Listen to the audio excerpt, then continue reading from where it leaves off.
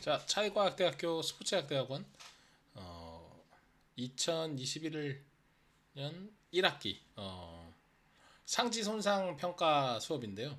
저희가 공휴일이 두 번 있었던 관계로 이렇게 영상으로 보강으로 찾아뵙도록 하겠습니다. 자, 바로 진행하도록 할게요. 시간이 이렇게 부족하니까요. 자, forearm, wrist, finger, 우리 전완 그리고 손목, 손가락에 이제 평가하는 방법에 대해서 뭐 항상 중요한 게 있다면 이 etiology 또는 뭐 mechanism of injury 무엇이 what was the cause 어떻게 다쳤느냐 사실 되게 중요한 거고요. 그 다음에 symptom이 얼마나 오랫동안 지속됐는지 또는 그 뭐 다쳤던 순간이 기억을 하는지 아니면은 did they occur later 어떤 그 다쳤던 순간 아팠던 순간이 기전이 없지만 어느 정도 그러니까 시간이 지나고 나서 조금씩 아프기 시작했다 이렇게 얘기할 수도 있을 것 같습니다. 특정 자리가 아프다거나 통증이 번지는 경우들 좀 다를 수 있을 테고요. 붓기가 있는지 색깔이 달라지는지도 꼭 확인할 필요가 있습니다. 어떠한 치료를 했는지 뭐 또 그 치료가 도움이 됐는지 이런 것들에 대한 얘기를 꼭 해볼 필요가 있고요.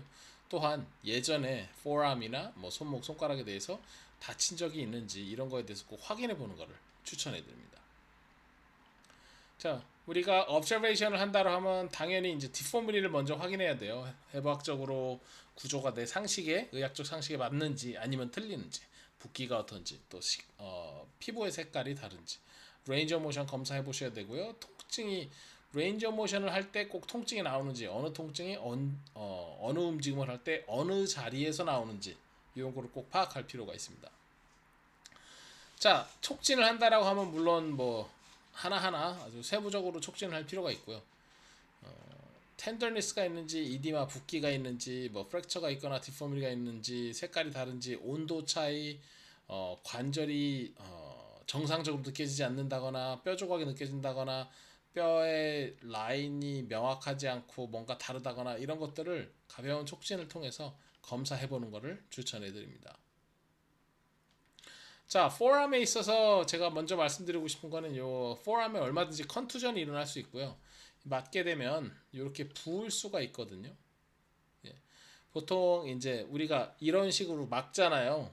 를 이제 그러면 이제 ulna 쪽으로 이제 다칠 수 있고 이런 걸로 인해서 뭐 얼마든지 이 acute 급성으로 부을 수도 있고요. 이럴 땐 당연히 우리가 fracture를 rule out 하는 게 너무 중요하죠. 또는 크로닉하게 자꾸 막음으로써 어떤 크로닉하게 염증이 발생해서 문제가 생기는 경우들도 있습니다. 많은 경우에 직접 맞아서 그런 문제가 발생하고요. 당연히 통증, 붓기, 그리고 헤마토마. 헤마토마라는 건 우리가 인플라메이션에 있어서 혈액이 존재한다라는 거죠. 예, 이제 뭐 조직이 데미지를 입게 되고 모세혈관에 데미지 입게 되거나 이랬을 경우에 이런 문제가 생길 수 있고요. 물론 한 번에 맞아서 어큐트하게 문제가 될 수도 있지만 자꾸 맞았을 경우에 이 파이브로시스가 생길 수 있어요. 그리고 얼마든지 뼈가 엑스트라로 자랄 수도 있고요. 그래서 컨투전에 대해서 꼭 여러분들이 알아보셨으면 좋겠습니다. 기전 명확하게 하셔야 되고. 자, 그 다음에 forearm strain입니다. 얼마든지 우리 전완의 근육들을 다칠 수 있어요. 잠시만요. 네, 제가 확인 좀 하겠습니다. 다치는데 이 머슬을 다쳤다. 요거 스트레인이죠.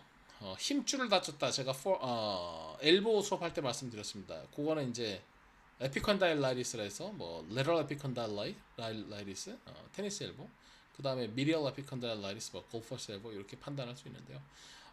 그 텐던을 다친 게 아닌 머슬을 다친 거다라고 했을 때 이제 forearm strain이라고 이제 판단하는 거고요. Most common from severe static contraction. 보통 이제 전원에서 스트레인이 일어나는 경우가 뭔가 이렇게 꽉 잡고 있고 스테릭한 상황에서 다치는 경우가 가장 흔하다라고 얘기를 하고 있습니다. 그냥 쑤시는 통증에서부터 물론 뭐 더 강하게 통증이 나올 수도 있고요. 익스텐서 뭐 포스티리어 쪽에서도 얼마든지 나올 수 있고요. 당연히 근력이 떨어집니다. 이 많은 근육들이 이제 누군가가 다치게 될 테니까요. 그래서 통증이 나오면서 특히 이제 컨트랙션 할 때, 수축을 할 때 통증이 발생하게 됩니다. 또 얼마든지 여러분들이 이제 촉진을 하게 된다 또는 이제 텐더니스가 있는 곳 좀 촉진을 하면서 프레셔를 좀 주게 되면 아플 수가 있겠죠. 예, 이런 것들의 증상이 나올 수가 있어요. 자, forearm strain 어떻게 보면 참 뭐 그럴 수 있지, 근육 다칠 수 있지 이렇게 생각하는데 요거 참 애매한 게 있습니다. 뭐가 애매하냐면요. 지금 화면에서 보시다시피 여러분들 다 아시겠지만 이 forearm에 정말 많은 근육들이 들어가 있습니다. 그래서 어떻게 보면 단순화시키기 위해서는요, 우리가 extensor muscle이냐, flexor muscle이냐 이렇게 좀 판단해 볼 필요가 있을 테고요. 여러분들이 근육을 세부적으로 촉진할 줄 알고 또는 세부적으로 손가락들이나 이런 것들을 검사할 줄 안다면, 근력 검사를 할 줄 안다면 조금 더 명확하게 어떤 근육이 문제다라고 찾아볼 수 있을 겁니다. 근데 이제 그런 것들이 잘 안 될 때는 이게 뭐가 문제지? 이렇게 좀 찾을 수가 없을 때가 있어요. 예. 이제 그렇기 때문에 세부적으로 근력 검사하는 것들, 해부학적 구조를 보면서 촉진 연습하는 것을 추천해 드립니다. 에피콘다일라이리스보다는 스트레인이 처음에 아플 때는 더 다쳤을 때는 더 아플 테고, 헤마토마가 생긴다 해도 더 생길 수 있는데요. 더 빨리 낫습니다. 그렇죠? 그 이유에 대해서 제가 수업 시간에 많이 말씀드렸었죠. 회복이 잘 되고, 텐더나이스 같은 경우에 에피콘다일라이리스, 요건 이제 텐더나이스라고 얘기할 수도 있는데, 이런 같은 경우에는 우리가 혈액 공급도 적고 밀도도 높기 때문에 회복이 좀 느리다 이런 것들을 알고 계시면 좋을 것 같고요. 스트레인은 다쳤을 때는 더 아프겠지만 회복은 좀 더 빠를 수 있다. 이런 거 생각해 보면 좋을 것 같습니다. 자, 그리고 꼭 생각해야 될 거. 컨투전이 일어난다고 하면 꼭 여러분들이 이 프랙처에 대해서 룰 아웃을 할 필요가 있는데요. 이티올러지 보시게 되면 가장 흔한 게 이제 유스 어린아이들에게서 이제 그러니까 넘어지는 것들, 그리고 직접 맞는 것들, 그리고 얼나 또는 레디어스가 뭐 따로 부러질 수도 있고요. 얼마든지 또 같이 부러질 수도 있습니다. 프랙처가 이제 upper third 쪽에 일어나게 되면 이제 abduction deformity 나올 수 있게 되고요. pronator tears가 당길 수 있기 때문에 이제 중요한 거는 이렇게 프랙처가 일어나면 여러분들이 확 눈에 띄는 그 디포미리를 확인할 수 있다라는 겁니다. 지금 여기 같은 경우 오픈 프랙처잖아요. 프랙처가 일어나고 디포미를 확인할 수 있는데 피부가 아예 열려버렸죠. 이럴 때는 이제 septic 감염의 위험이 있기 때문에 훨씬 더 위험한 상황이라 할 수 있겠죠. 그렇게 판단하시면 좋을 것 같고요. Older patients may experience greater soft tissue damage and a greater chance of paralysis due to Volkmann contracture. 어릴 경우엔 뼈가 아무래도 좀 말랑말랑하기 때문에 부러졌을 경우에 소프티슈를 데미지 입힐 확률이 좀 줄어드는데요. 나이가 들수록 뼈가 부러지면서 이게 날카롭게 소프티슈를 데미지 입힐 수가 있습니다. 그러면서 순환이 잘 안 된다거나 신경을 건드리면서 볼크만 타입의 컨트랙처가 일어날 수 있습니다. 요거는 제가 뒤에서 좀 더 자세하게 말씀을 드릴게요. 부러진다라고 하면 얼마든지 이 소리를 들을 수 있고요. 중간 정도에서 아주 극심한 통증이 나올 수 있고요. 붓기, 그리고 뭐 disability 당연히 나오게 되겠죠. 이디마, 에키머시스 얼마든지 나올 수 있고요. 움직일 때 어떤 크레피터스, 연발음 같은 것들이 발생할 수 있습니다. 디포미리 반드시 확인하시고요. 그리고 디포미리가 없다고 하더라도 컨투전이 있어요. MOI상 좀 강했어요. 이럴 땐 엑스레이를 찍어서 프랙처를 룰 아웃하는 거를 꼭 추천해 드립니다. 칼리 프랙처 그리고 뭐 반대로 얘기하면 뭐 스미스 프랙처 전환 부분 손목에 가까운 이 포람의 디스탈 부분의 프랙처 다양하게 이제 표현을 하고 있거든요. 발턴 프랙처라든가 허치슨 프랙처라든가 그 하나하나 한번 얘기를 해보도록 하겠습니다. 칼리 프랙처 이제 가장 흔한 이 전환의 프랙처에서 있다면 칼리 프랙처가 가장 흔한데요. 왜 그러냐면 우리가 넘어질 때 손을 이렇게 접잖아요. 이렇게 접되진 않겠죠. 물론 불의의 사고가 있을 수는 있겠지만요. 이런 식으로 디디게 되면 칼리 프랙처 형태가 발생할 확률이 높고요. 손목이 플렉션된 상태에서 넘어지게 됐을 때는 스미스 프랙처라고 표현을 하고 있습니다. 요게 이제 프랙처가 일어나게 되면 이러한 형태로 디포미리를 여러분들이 이제 바로 발견할 수 있게 되고요. 엑스레이 상에서 보게 되면 이제 프랙처가 이제 뼈의 컨투어가 그대로 연결되지 않고 탁 꺾여 있는 이런 것들을 볼 수 있게 됩니다. lower end 쪽으로 레디어스나 ulna 일어날 수 있고요. 얼마든지 이제 fall on outstretched hand. 이거 제가 항상 많이 얘기하죠. 푸시라고. 요 기전이 항상 좀 위험한 거기 때문에 하지 말라라고 하지만 뭐 쉽지는 않지만요. 그렇죠? Less common is the reverse Cowley fracture 또는 Smith fracture라고 하는데 이렇게 넘어질 때는 별로 없으니까 보통 이렇게 넘어지니까 그래도 뭐 그런 것들이 있을 수 있습니다. 이 프랙처 형태가 손목 같은 경우에 좀 되게 다양하게 이름이 지어져 있어요. 아무래도 프랙처가 좀 흔하게 넘어지면서 일어날 수도 있고 그 형태에 따라서 연구가 진행되고 어떻게 수술을 하는 게 맞다라고 연구가 되어 있기 때문에 이렇게 다양한 이름을 붙여서 프랙처 형태를 표현한다라고 판단됩니다. 그래야지 어떤 프랙처였을 때 어떠한 수술 방법으로 뼈를 고정해야 되겠구나 이런 것들을 판단하는 데 도움이 될 수 있으니까요. intra-articular fracture 같은 경우는 이제 발턴 프랙처라는 거예요. 뒤에 한번 보시게 되면요. 말씀드렸듯이 익스텐션 상태에서 디디는 것들, 플렉션 상태에서 디디는 것들, 발턴 프랙처 같은 경우는 이제 이 손목의 리스트 캡슐 안에서 프랙처가 같이 연결되는 것들, 허친슨 같은 경우 조각뼈가 살짝 떨어져 나가는 이런 것들을 우리가 얘기하게 됩니다. 레디어스가 앞쪽으로 이제 떨어지게 되고요. visible deformity가 분명히 있을 수 있습니다. 디포미티가 없을 때 참 주의할 필요가 있어요. 실제로 프랙처가 있을 수도 있는데 우리가 눈에 안 보이는 디포미티라고 얘기할 수도 있을 테고요. 또는 정말 심하게 인대를 다친 경우도 있을 수 있습니다. 그리고 출혈이 많을 수 있고요. 텐던이 다칠 수 있어요. 그리고 미디언 너브까지도 데미지를 입을 수가 있게 됩니다. 이제 그렇기 때문에 상당히 컴플리케이트한 문제가 발생할 수 있습니다. 그래서 이런 프랙처를 보게 된다라고 하면 여러분들이 절대로 손목을 쓰지 않고 고정시키면서 119 또는 이제 병원 응급실로 그 대상자를 옮겨주셔야 되고요. 뭐 가면서 얼마든지 우리가 뭐 손가락에 피가 통하거나 이런 것들을 대상자한테 물어볼 수는 있지만요. 네. 뭐 검사를 한다거나 움직인다던가 이런 것들은 응급실에서 전문가한테 맡기는 것이 맞다라고 그렇게 말씀드리고 싶습니다. 메들렁 디포미티 뭐 방금 보셨는데요. 이렇게 디포미가 일어나면서 문제가 될 수 있어요. 근데 여기서 얘기하는 건 이제 developmental deformity입니다.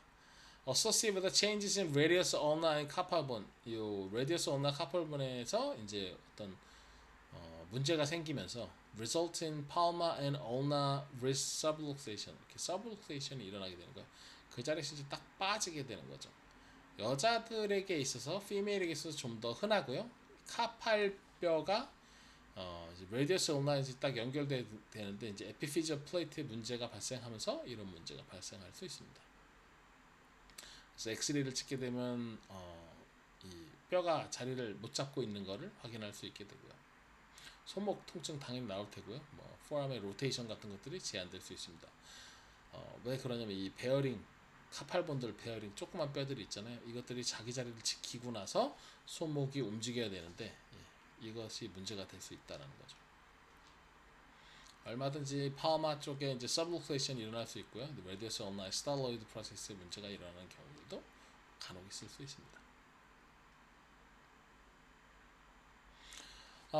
그렇게 이제 뭐 포암에 대해서 간단하게 좀 심한 손상들에 대해서 한번 알아봤고요. 그 다음에 이제 손목, 손가락 얘기를 좀 해볼 텐데요. 패스트 히스토리, 뭐 예전에 어떻게 다쳤는지 요거 확인하는 거 너무 중요하고요. 그 다음에 어떻게 다쳤는지 지금 MOI, 어떻게 어디가 아픈지, 그쵸? 소리나 느낌, 뭐 우득하는 뭐 으드득하는 이런 느낌을 받았나 안 받았나 이런 거 물어볼 필요가 있고요. 얼마나 오랫동안 문제가 있었는지, 붓기가 얼마나 있는지, 예전에 어떤 치료를 받았는지 이런 것들을 확인해 보는 것을 항상 추천해 드립니다. 자, 항상 보면서 이제 뭐 자세가 어떤지 아무래도 이제 다쳤으니까 막 손을 안고 있다거나 이런 것들이 발생하겠죠. 그런 것도 꼭 확인해 볼 필요가 있고요. Is a part held still, stiff or protected? 뭐 손목 다쳤으니까 막 이렇게 막 들고 있는다든지, 그쵸?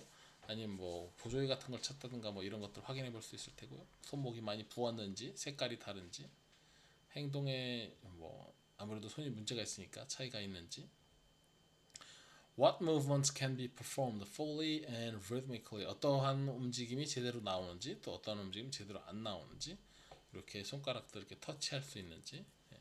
그리고 뭐 손톱 다쳤다라면 손톱의 색깔 같은 거 확인해 볼 필요가 있겠죠. 자, 손목에서 가장 흔하게 발생하는 거, wrist sprain입니다. 아마 손목 인대를 다쳐본 경험들도 많이 있으실 테고 이러한 운동선수나 환자를 현장에서 보신 분들도 많이 있을 거라고 판단합니다. 자, wrist sprain에서 가장 문제는 뭐냐면요, 어떤 인대를 다쳤는지 진단하기가 매우 어려운 그런 상황이다. 요거 말씀드리고 싶습니다. 여러분들 이제 병원에 가면 뭐 손목에 인대를 다친 것 같습니다, 이렇게 진단 받을 수 있는데요. 그럼 한번 이 자료를 프린트해서 한번 물어보세요. 손목에 어떤 인대를 다친 걸까요? 네, 판단하기가 어려워요.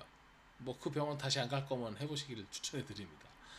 근데 이걸 명확하게 판단한다라는 게 정말 어렵습니다. 정말 두세 개 정도의 인대만 요 인대가 다친 것 같다 라고 우리가 판단을 좀 더 잘할 수 있고요. 나머지는 정말 판단하기가 어렵습니다. 또한 우리가 손목에 인대를 다쳤다라는 건 손목이 과다하게 꺾였다거나 아니면은 과사용하면서 인대를 다칠 수 있는데요. 여기 이제 보시게 되면 엄나와 레디어스가 있고 카팔본들이 조각으로 되어 있고 메라카팔들이 있습니다. 정말 뼈들이 작은 뼈들이 있고 인대가 사이사이에 불규칙하게 막 붙어 있거든요. 자, 무엇을 다치는지 명확하지 않을 수 있습니다. 다만 이 인대가 하나 두 개만 다쳤다라고 생각해 보세요. 그러면 당연히 손목의 안정성도 떨어지죠. 그리고 카팔본의 위치가 흔들릴 수 있습니다. 손목이 unstable, 불안정하니까 얼마든지 통증이 잘 발생할 수 있고요.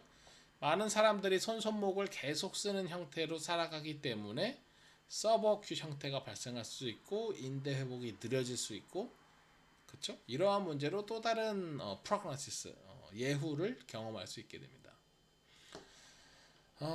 뭐 arise from any abnormal force movement에서 발생할 수 있고요. 넘어지는 것도 얼마든지, 프랙처가 일어났지 않았지만 스프레인 같은 경우에 얼마든지 일어날 수 있습니다. 그리고 뭐 여러 번, 한 번만 다치는 게 아니라 여러 번 다칠 수도 있기 때문에 요 뼈조각 같은 이 카팔본들이요, 힐링이 잘 안 되는, 블러 서플라이가 잘 안 되니까 이런 문제가 또 같이 발생할 수 있어요. wrist sprain 당연히 통증, 스웰링 있고요. 움직임이 불편해집니다. 정말 중요한 건 기전 판단하시고요. 히스토리 판단하시고, 만약에 프랙처가 있을 가능성이 있다 라고 했을 때는 룰 아웃을 위해서 손목을 보호하면서 병원을 가서 엑스레이를 찍고 확인하는 것을 추천해 드립니다. 당연히 인대가 나아야 되기 때문에 손목을 고정하는 게 확실히 좋아요. 다만 그 inflammatory phase, 급성기가 한 2, 3일 정도가 지나고 나서는 계속 고정을 하게 되면 인대 자체가 힐링은 그나마 보호될지 몰라도 계속 안 움직이게 되면은 힐링 자체도 느려질 뿐만 아니라 손목의 근력이 떨어집니다. 손목의 근력이 떨어진 상태에서 일상생활을 돌아가게 되면요, 이 인대를 다칠 확률이 확 증가하는 거예요. 네. 그렇기 때문에 계속 고정하시는 것보다 고정했다라고 하면 급성기 지나갔을 때는 손가락 손목들의 근육들을 재활을 하고 아이스하고 보호대를 다시 끼고 이러한 형태로 접근하는 것을 추천하고 싶습니다. 스프레인 얼마든지 그렇게 일어날 수 있고요. 리스트 스프레인이. 자, 그 다음에 우리가 좀 생각해야 될 게 있습니다. 들어보셨을 거예요. TFCC라고 Triangular Fiber Cartilage Complex Injury. 여기 지금 보시게 되면은 TFCC 인jury라는 게, 자, 요렇게 손목을 이렇게 두게 되면 요 새끼 손가락 쪽이에요. 그러면 이제 ulna 쪽으로 해가지고 얼마든지 이렇게 인대가 다 잡아주고 있으면서 카를리지가 존재하고 occur through force hyperflexion, hyperextension 되고 넘어지고, 또는 손목을 꽉 이렇게 돌리면서 눌린 상태에서, 그죠? 그래서 이제 이 카를리지가 다칠 수도 있고요. 그리고 여기 이제 뭐 넘어졌을 경우에 이 UCL, ulnar collateral ligament를 같이 다쳐서 복합적으로 TFCC와 collateral ligament injury가 같이 일어날 수도 있습니다. 사이즈 심텀 보시게 되면요, 통증이 ulnar side 쪽으로 자꾸 발생해요. 그리고 손목을 익스텐션 하기가 어렵고요. 클릭 클릭 소리가 날 수도 있습니다. 붓기가 분명히 보일 수 있고요. 근데 처음엔 많지 않을 확률이 높습니다. 그래서 많은 경우에 이 다치고 나서 처음에 잘 모르겠다 이러고 시간이 좀 지나면서 통증을 호소하는 사람들이 많이 있습니다. 자, 이렇게 한번 생각해 볼게요. wrist sprain, 특히 이 ulnar collateral 이 리거먼트를 다치는 거, 그리고 TFCC, 이 두 개를 구별할 필요가 있어요. 예를 들어 이제 카를리지를 다쳤을 경우에는 이 자리를 이렇게 벌려준다. 그러면 이게 이제 엄지 쪽으로, 그러면 이제 레디어스 쪽으로 움직이죠. 그러면 radial deviation, 손목의 움직임이 나올 때, 이럴 때는 TFCC라면 통증이 나올 확률이 확 줄어들겠죠. 왜냐하면 프레셔나 이런 것들이 존재하지 않으니까. 다만 UCL이 다쳤다라고 하면 인대를 당기게 되죠. 네, 그러면 아프겠죠. 그러면 UCL 스프레인이다, TFCC는 아닌 것 같다, 이렇게 판단할 수 있습니다. 물론 판단이 어려운 경우, 좀 트라우마틱할 때는요, 그 자체가 좀 어려울 수는 있습니다. TFCC 손상 같은 경우에는 우리가 아무래도 이렇게 ulnar deviation 한 상태에서 움직였을 때 통증이 더 발생할 수 있겠죠. 그런 식으로 이게 인대 문제일까 TFCC일까, 또는 복합적으로도 얼마든지 일어날 수 있습니다. 그래서 여러분들이 손상이 일어날 때 내가 어떤 손상을 배웠는데 네가 증상이 거기에 매칭이 돼, 그렇기 때문에 너는 이 손상이 있는 거야 라고 손상을 진단하게 되면 틀릴 경우가 너무 많이 있습니다. 그래서 rule in, rule out 프로세스를 쭉 연결하라 라고 얘기를 하고 있어요. 이 손상이 확실해 라고 해서 그래 너 이 손상이야 하고 단정을 짓는 순간 파서블한 다른 손상들을 전부 다 놓치게 됩니다. 그렇게 해서 치료를 할 경우나 재활을 했을 경우에 놓치는 게 발생할 수 있단 말이에요. 근데 분명히 다쳤습니다. 회복하는데 시간이 걸릴 거예요. 자, 그런데 놓치는 걸 제대로 회복을 못했을 경우에 스포츠에 다시 돌아간다거나 했을 때 문제가 지속될 수 있습니다. 그렇기 때문에 여러분들이 손상이, 내가 아는 손상이 네가 증상이 비슷하니까 이 손상이야 라고 단정 지으시는 거는 안 하는 게 좋고요. 말씀드렸듯이 rule in, rule out 프로세스를 거쳐서 네가 명확하게 어떤 손상이 있고 없고, 또는 어떤 손상이 가능성이 되고 있고 가능성이 높고, 이렇게 판단하셔서 복합적으로 조금 어렵게 판단하지만 조금 더 정확하게 접근하셔서 치료와 재활에 도움이 될 수 있었으면 하는 바람입니다. 그런 것들이 손상을 평가하는 거에 있어서 상당히 도움이 됩니다. 자, 그리고 우리가 손목에서 흔하게 경험할 수 있는 것 중에 하나, 요거 이제 테노시노바이러스라는 건데요. 테노시노바이러스 같은 경우에는 우리가 다음 장에서 또 설명을 좀 드릴 것 같은데, 잠시만요. 따로 제가 해놨나요? 디커바인 신드롬, 여기 있네요. 여기서 디커바인 신드롬을 제가 조금 더 자세하게 말씀을 드릴 텐데요. 자, 테노시노바이러스라는 건 지금 보시게 되면 이 손가락들이 다 텐던이죠. 요 파란 것들이 이제 텐던 십, 텐던에 어떻게 보면 이제 텐던 겉으로 있어서 텐던이 그 자리에서 글라이드가 잘 될 수 있게 도와주는 어떤 그런 페샤, 근막이라고 얘기가 조금 애매하겠는데, 아무튼 그러한, 제가 좀 표현하는 것 중에 하나가 좀 터널이다 이렇게 표현하기도 하거든요. 텐던이 지나가는 자리를 이제 버텨줄 수 있게. 이런 것에서 이제 문제가 생기는 것을 테노시노바이러스라고 합니다. 테노시노바이러스를 명확하게 진단하기는 쉽진 않지만요. 이 테노시노바이러스라는 건 cause of repetitive wrist accelerations and decelerations. 우리가 이제 wrist를 빠르게 움직이고 또 감속하고 이런 것들이 계속 반복할 경우에 테노시노바이러스가 일어날 확률이 높아진다라고 하고요. 그 이유로는 이 wrist 텐던 그리고 텐던 시프트를 과도하게 많이 쓰다 보면 문제가 발생할 수 있다라는 거죠. 당연히 통증이 발생하고, 그리고 패시브 스트레칭 같은 거를 할 때 통증이 발생할 수 있습니다. 텐더니스가 얼마든지 텐던 위쪽으로 느껴질 수가 있다는 거죠. 자, 요거 이 테노시노바이러스 여러분들 우리가 판단하자면요. 실제로 이게 텐더나이스다, 테노시노바이러스다라고 명확하게 접근하기 쉽지는 않을 수 있습니다. 다만 가만히 있을 땐 통증을 덜 느낄 수 있고 우리가 당겼을 때 통증을 더 느낄 수 있죠. 이제 그럴 경우에는 급성이나 재생기 정도에는 그럴 수 있는데 이게 또 만성으로 들어가게 되면 이게 또 패턴이 좀 달라질 수 있습니다. 그래서 어디까지나 테노시노바이러스는 이 리페러티브한 문제로 인해서 움직임에 의해서 발생할 수 있다. 이렇게 알고 계시면 좋을 것 같고요. 그리고 텐더나이리스입니다. 요거에 대해서 우리가 좀 생각해 볼 게 있다면요. 자, 손목을 다쳤어요. 인대를 다친 것 같아요. 이렇게 병원에서 들으실 수 있는데 조금 아쉽습니다. 같아요. 중요한 거 우리가 스트레인인지 또 스프레인인지, 스트레인, 머슬 또는 이제 텐더나이스, 텐던의 문제인지 아니면 스프레인, 인대의 문제인지 아니면 두 가지가 복합적으로 일어날 수도 있잖아요. 이것들을 여러분들이 판단하는 거 너무 중요합니다.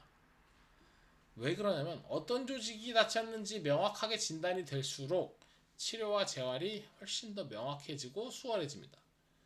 뭐를 다친지 잘 모르고 두리뭉실하게 지나갈수록 그러한 손상들을 치료하고 재활하는 데 있어서 명확하지 않기 때문에 결과가 더 안 좋을 수 있다는 거죠.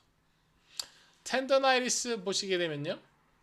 이티올로지 보시게 되면 이 repetitive pulling movement, 자꾸 당기는 것들, 특히 이제 flexor carpi radialis나 ulnaris 같은 경우, 또는 사이클, 자전거 같은 거 많이 타면서 계속 뭐 이렇게 잡고 있잖아요. 그러면서 이제 눌리는 경우, 또는 이제 뭐 얼마든지 플렉서 디지털론 같은 경우에도 그렇죠? 이 이리테이션을 받을 수 있겠죠. 자꾸 잡고 있으니까. 네. 이러한 문제로 인해서 텐더나이리스가 발생할 수 있습니다. 당연히 텐더나이리스가 있다라고 하면 우리가 액티브하게 늘려도 아플 수 있고요. 또는 패시브하게 스트레칭해도 아플 수 있습니다. 자, 그런데 이제 인대 손상, 스프레인이라고 했을 때는 자, 내가 만약에 텐던 문제라면 이렇게 했으면 텐던이 아플 수 있겠지만 리스트의 스프레인, 인대만의 문제다 했을 때는 이렇게 했을 때 통증이 발생할 확률은 줄어듭니다. 물론 염증이 있다면 불편할 수 있겠지만 그 통증이 실제로 막 증가한다? 이렇게 얘기할 수는 없어요. 하지만 반대로 했을 때 스트레인 같은 경우엔 당기니까 아플 수 있겠죠? 또 인대도 당기니까 아플 수 있겠죠? 네, 이러한 통증이 겹쳐서 나타나게 됩니다. 그렇기 때문에 수축이 될 때도 늘어날 때도 아프다면 텐던의 문제일 확률이 더 높아지고요. 수축될 때는 큰 문제는 없지만 늘어날 때 아프다면 인대 손상일 확률이 높아집니다. 그럴 때는 이제 관절을 잡고 인대를 당겼을 때 통증이 발생하는지 이런 것들을 꼭 파악해 볼 필요가 있습니다. Signs and Symptoms 보시게 되면요, 통증이 얼마든지 뭐 액티브하게 있을 수 있고요, 또 패시브하게도 늘어났을 때도 있을 수 있습니다. 그게 이제 텐더나이스의 특징이고요. Isometric Resistance가 이 텐던의 통증을 발생시키고요. 그다음에 얼마든지 이제 위크니스가 발생할 수 있다라는 거예요. 텐더나이스가 문제가 있으면. 자, 손목을 다쳤다.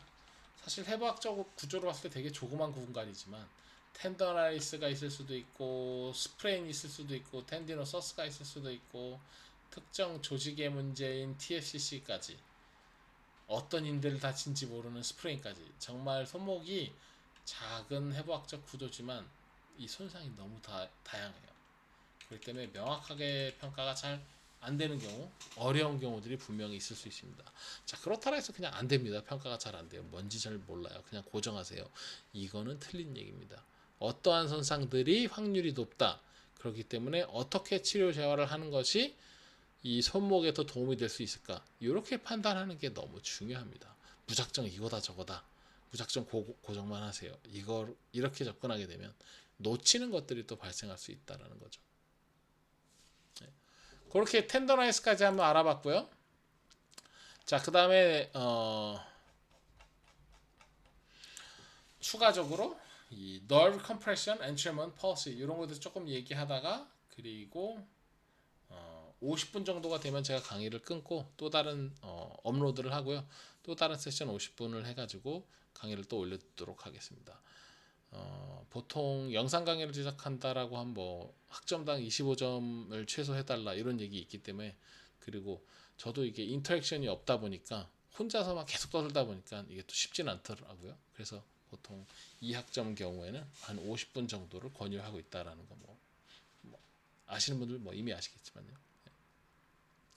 자, 우리 여태까지 손목이었던 여러 가지 프랙처부터 해가지고 평가하는 것, 어떤 손상이 있었고 평가하는 것들에 대해서 좀 알아봤어요. 자, 이제 신경의 문제, nerve compression, 신경이 눌리는 것, entrapment, 신경이 잡히는 것, pulse, 무언가 신경 전달의 문제로 해서 마비 현상이 일어나는 것들 여러 가지가 있습니다. 이티올로지 보시게 되면 median nerve, ulnar nerve compression이 얼마든지 일어날 수 있고요. 어떤 트라우마로 인해서 nerve에 직접 영향을 주는 것, 이런 것들은 얼마든지 가능합니다.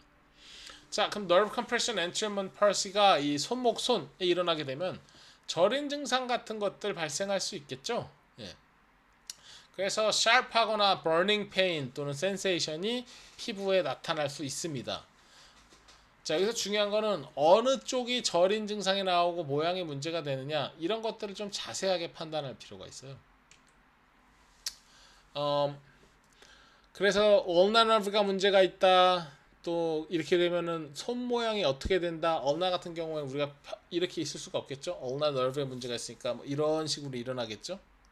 예. 그런 식으로 어떤 손의 모양을 보고 이 사람이 어떤 신경에 문제가 있을까 이런 것들을 판단할 줄 아는 것도 도움이 많이 됩니다.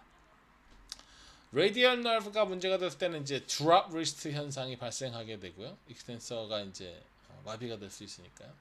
미디얼 너브가 펄스가 되면 에이펜드라고 하는 엄지를 이제 당겨주는 그런 형태가 나올 수 있습니다. 여기서 이제 뭐 그러한 형태들에서 간단히 얘기하자면요, 베네딕션 또는 비숍 핸드라고 해가지고 미디얼 너브가 문제가 있을 경우에 이런 형태, 리스트 드롭, 레디얼 너브, 그다음에 ulnar nerve만 문제가 있을 경우에 클로 핸드 이런 식으로 좀 판단할 수가 있습니다. 네. 그래서 여러분들이 어떤 손의 모양을 봤는데 비정상적이다. 그래서 deformity라고 얘기하기는 애매한 거야. 모양은 뭐 이루고 있다라는 게 사실 deformity는 아니잖아요. 모양이 해부학적으로 이어지지 않을 경우에 deformity라고 하는데 손이 이렇게 모양을 유지하는 경우에도 여러분들이 어떠한 신경에 문제가 있을 수 있겠다라를 유추한다라는 것도 중요할 수 있습니다. 사실 이게 뭐 회복될 수 있는 거라고 하면 수술이건 뭐 휴식을 취하고 나서 해당 근육을 계속 개발을 시켜야 되거든요. 그렇기 때문에 이제 명확하게 어떤 문제가 있다라고 판단하는 거 도움이 될 수 있습니다.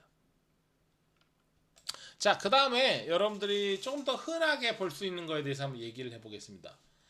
카팔 터널 신드롬, 수근 관절 증후군이라고 하죠. 그러면 카팔 터널 신드롬이라는 거는 이렇게 좁은 공간에 이제 카팔 터널이 눌리게 되면서 특히 이런 형태로 엄지부터 넷째 손가락의 일부분만 저리는, 그래서 보통 두 번째, 세 번째 저리다 이런 식으로 판단을 하거든요. 이런 것이 카팔 터널 신드롬이라는 거예요. 그럼 일단은 아직까지로 신드롬이라는 말을 많이 쓰고 있습니다. 이게 그래도 특이한 손상 중에 좀 흔한 손상이었으니까 계속 얘기를 하고 있는데요. 카팔본이 8개 조각이 있으면요, ulna와 radius 그리고 메라카팔로 연결한 그 사이에 공간을 이렇게 아치 형태로 되어 있고 힘줄이 텐던 시스에 덮이고 그리고 미디안 너브가 같이 지나가는 형태의 인대가 덮여져서 그 조직들을 자리에 딱 버틸 수 있게 도와주는 그러한 구조가 되어 있습니다. 그런데 이 카팔 터널 신드롬이라는 건요, compression of median nerve, inflammation 또는 뭐 카팔 터널 자체의 문제 이런 걸로 인해서 미디안 너브가 눌리는 걸 얘기합니다. 그럼 미디안 너브가 눌리면 당연히 그 미디안 너브에 이너베이트 된 신경들이 문제가 되면서 신경 전달의 문제를 같이 일으킬 수 있겠죠. 카팔 터널 같은 경우에는 이 리스트 플렉션을 계속 너무 많이 반복한다던가 또는 뭐 직접 맞는다던가 이런 경우에 발생할 수가 있습니다. 그래서 카팔 터널 신드롬이 일어나게 되면 sensory motor deficit이 생겨요. 어떤 팅글링, 저린 증상, numbness 이런 게 발생할 수 있고요. 손가락이 마비되는 것들, 그리고 이제 엄지가 좀 약해지는 것들, 카팔 터널 신드롬에 있어서요. 이러한 현상들이 얼마든지 일어날 수 있습니다. 참 많은 텐던들이 지나가고 신경이 지금 지나가고 있는 거 보이시죠? 미디언 너브가 들어가서 쫙 퍼지면서 이너베이시 됩니다. 자, 이렇게 되면 보시게 되면 이제 플렉서 레티나큘럼이라 해가지고 레티나큘럼은 GGD죠, GGD. 텐던이 이렇게 지나가는 자리에 레티나큘럼이 있다라는 건 그 텐던이 그 자리에 고정을 시키려고 하는 게 목적입니다. 카팔본들 쫙 있고 플렉서 텐던들이 지나가는데 이렇게 정상적으로 고정이 되면서 왔다 갔다 해야 되는데 많이 쓰거나 과도하게 다치거나 이랬을 경우에 이 카팔 터널이라고 하는 손목에 비해서 정말 좁은 공간이죠. 어떻게 보면 신경과 핏줄, 힘줄을 보호하는 데 있어서는 참 유리한 구조인데요.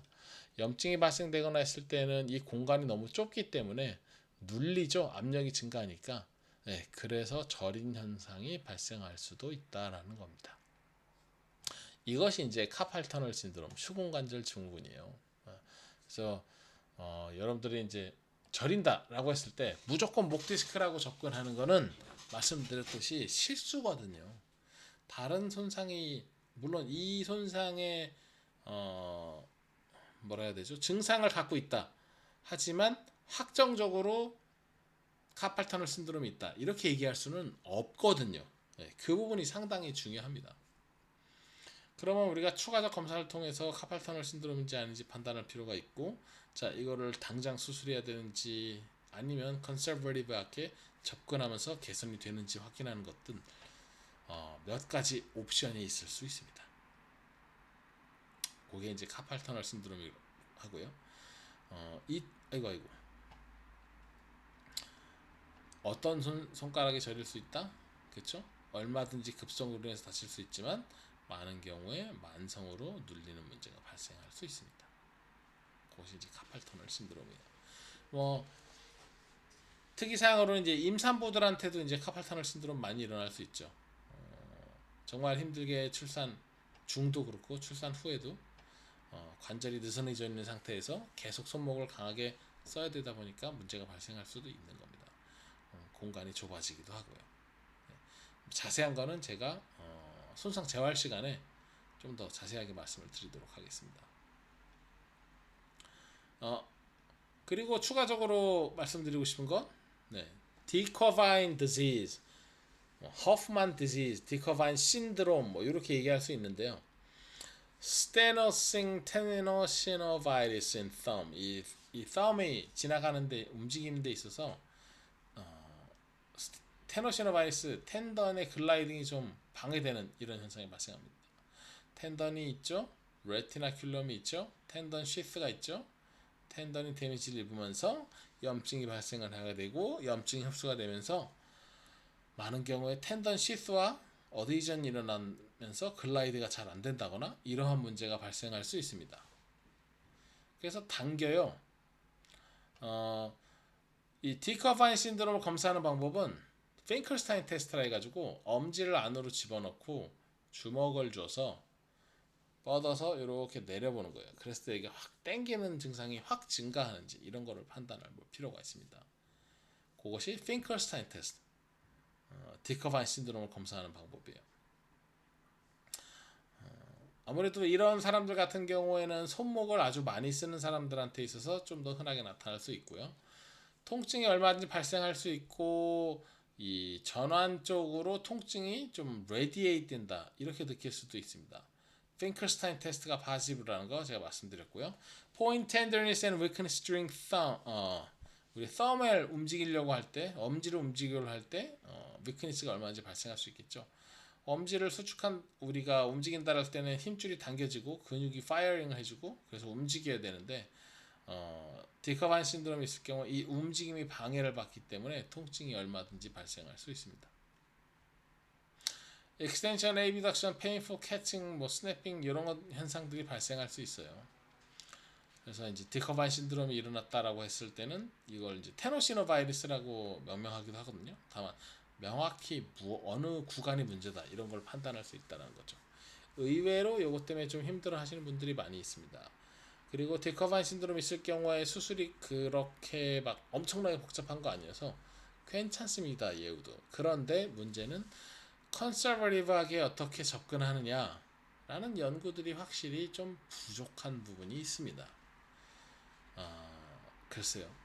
뭐 이런 거죠. 얼마든지 우리가 이 텐던 시프트 같은 경우를 우리가 인시전을 내 가지고 잘 글라이드가 될 수 있게 도와준다라면 글라이드가 잘 될 수 있으니까 디커바인 신드롬이 좋아질 수 있는데요. 이제 그렇게 되면 문제가 뭐냐? 이 엄지를 수축을 하면 엄지 쪽에 붙어 있는 이제 근육들이 수축을 하게 되고 그러면서 손가락이 움직여야 되는데 레티나크럼 떨어진다거나 그저 텐던시스의 인시전을 냈을 경우에는 움직임이 고정되는 능력이 떨어질 수 있다라는 거죠. 이런 것 때문에 오히려 또 다른 문제를 일으킬 수도 있다라는 것. 그리고 이제 좀 만성으로 많이 나타나는 게 이 디커바인 신드롬입니다. 뭐 추가적으로 말씀드리자면 신경 글라이딩이 사실 신경이래. 이 텐던 글라이딩이 되게 중요해요. 아프게 되면 당연히 통증 발생하지만 염증도 발생하죠. 염증 흡수되면서 어드이전 유착을 일으킬 수 있죠. 이런 거 그러고 인해서 우리가 이 엄지의 텐던이 글라이드 되는 걸 방해할 수 있죠. 그게 이제 디커바인 신드롬으로 진행될 수 있죠. 이렇게 판단하는 게 좋습니다. 자, 잠시만요. 내용이 꽤 많은데.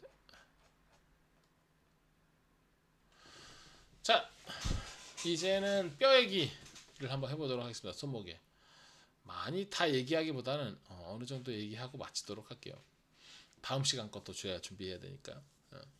자, 루네이트 본입니다. 여러분들 카팔본을 외우는 것들 기억하실 거예요. Some lover try positions that they cannot handle 해가지고 이제 카팔본의 이름을 순서대로 외우는. 저도 아직 기억납니다. 옛날에 시험 보려고 할 때 그렇게 외웠던 걸로 기억하는데요. 이렇게 손목을 짚으면서 얼마든지 스캐포이드 프랙처가 일어날 수도 있고요.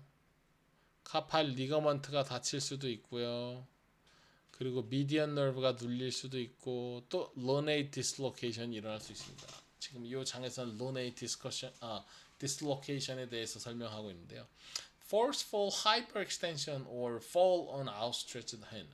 계속 나오죠. fall on outstretched hand. 정말 안 좋은 손상들이 많이 나오죠. 네. 이러한 기전으로 인해서 루네이트 본의 디슬로케이션이 생길 수 있습니다. 당연히 통증 발생하고 붓기가 발생하고요. 어떤 손가락을 움직이는 데 있어서 제한점이 발생합니다. 저릴 수도 있고요. Paralysis for flexor muscle due to pressure on median nerve. 루네이트 본이 디슬로케이션이 되면서 플렉서 머슬들을 이너베이트하는 신경들이 눌려서 움직임을 방해하거나 저림 증상이 충분히 발생할 수 있습니다. 그러면 미디언 너브가 눌른다라는 건 카팔 터널 신드롬이잖아요. 예, 루네이트 본이라는 건 카팔 터널을 이루어주고 있는 하나의 근육이잖아요. 예, 맞습니다. 얼마든지 이러한 현상이 같이 발생할 수 있다라는 거. 여러분들 꼭 잊지 말고 넘어졌을 때 엑스레이로 룰아웃하고 스캐포이드 문제가 있는지 없는지 루네이트의 디슬로케이션 있는지 없는지 혹시 저린다라고 하면 이게 카팔 터널 문제가 아닌지 이런 식 얼마든지 손상이 2개, 3개가 복합적으로 일어날 수 있는지 이런 식으로 접근하는 것을 추천해 드립니다.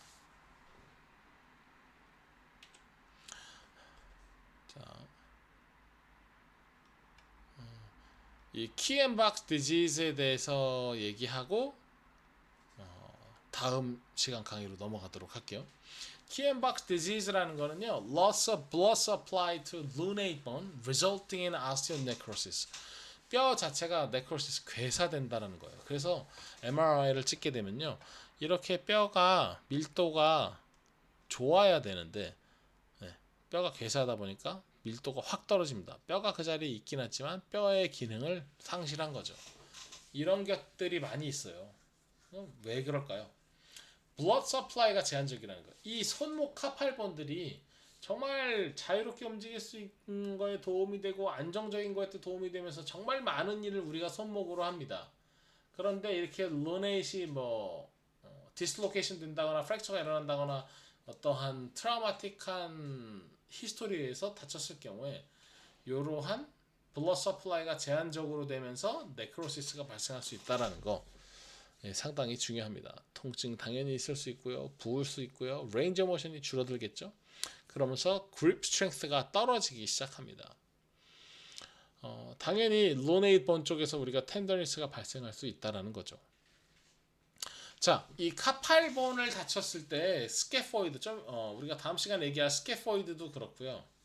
잠깐만요. 스캐포이드 오늘 얘기하는 게 좀 더 좋을 것 같은데. 네, 오늘 얘기하죠. 스캐포이드 문제도 마찬가지, 로네이드의 문제도 마찬가지. 이러한 카팔본들이 다치고 나서 blood supply가 제한적이기 때문에 이 뼈가 제대로 회복하지 못하는, 그리고 그거를 이제 진단제 못하거나 다쳤는데 그냥 넘어가는 경우, 그래서 이제 상태가 더 안 좋아지는 경우, 이런 것들이 있을 수 있습니다. 자, 그러면 이런 네크로시스 문제 비슷한 건데요. 똑같다고 할 수는 없지만 스캐포이드 프랙처입니다. 스캐포이드 같은 경우 여러분들의 엄지 여기 아나토미컬 스넛 박스 있죠? 그러면 레디어스가 쭉 있네요. 레디어스가 끝났네요. 레디어스 딱 끝나는 그 안에 부분, 이 스캐포이드 프랙처입니다. 자, 이 스캐포이드라는 건 어떻게 프랙처가 일어날 수 있느냐? 물론 outstretched hand 이렇게 넘어졌을 때 꽉 눌리면서 스캐포이드가 부러질 수 있습니다. 자, 스캐포이드가 부러지면서 특히 이 스캐포이드가 문제가 되는 게 뭐냐? Often fails to heal due to poor blood supply. 혈액 공급이 제한적이기 때문에 제대로 안 나을 수 있다는 거죠. 요게 이제 문제예요. 또 여러분들이 꼭 아셔야 될 것들이 있습니다. 분명히 붓고 시비어하게 아플 수도 있어요. 특히 아나토미컬 스넛박스 다 한번 해보세요. 스넛박스라는 건 여러분들이 엄지 이렇게 딱 올렸을 때 요 속이에요. 그럼 여러분들이 만져봐봐요. 레디어스가 쭉 오죠? 레디어스가 컨다일이 있고 갑자기 탁 끊어지네. 안으로 쏙 들어가는 공간이 있네요. 여기가 스캐포이드에 있는 자리, 아나토미컬 스넛박스가 요 안이거든요. 그럼 이 속으로 찔러서 촉진했을 때 아플 수 있습니다.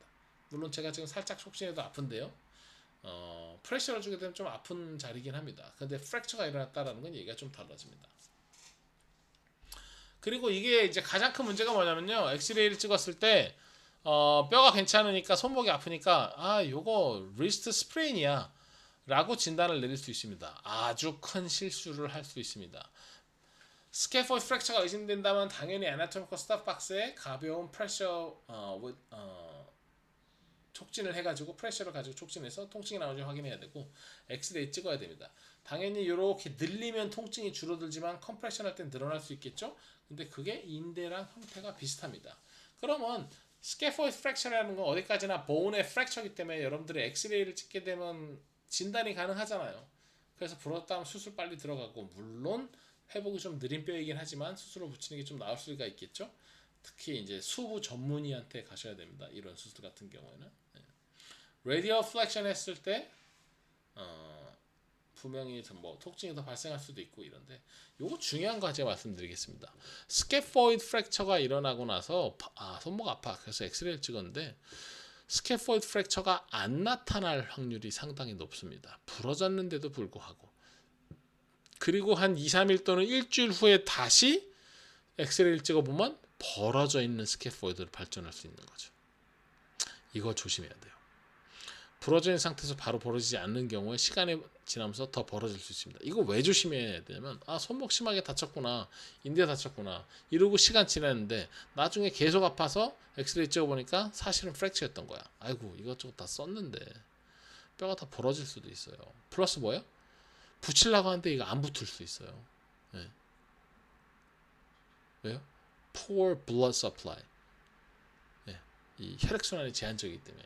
그래서 스캐포이드 프랙처 같은 경우에 애너토미컬 스냅 박스로 확인하고 만약 의심될 경우에는요, 고정해주면서 엑스레이 찍는 걸 추천하지만 엑스레이에서 안 나왔다고 하더라도 그걸로 끝내지 마시고 약 일주일 정도의 진료를 한번 더 와서 프랙처가 확실히 없다라고 이제 룰 아웃 하는 거를 저는 추천해드리고 싶습니다.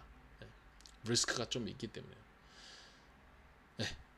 자, 그러면 이번 강의는 여기까지 제가 얘기를 하도록 하고요. 우리 전환, 포암부터 이제 손목에 대해서 쭉 얘기를 해보고 있습니다. 다음 강의에서는 손목과 그리고 손가락의 손상, 대해서 그리고 평가하는 방법에 대해서 강의를 진행해 보도록 하겠습니다. 자, 수고 많이 했습니다. 감사합니다.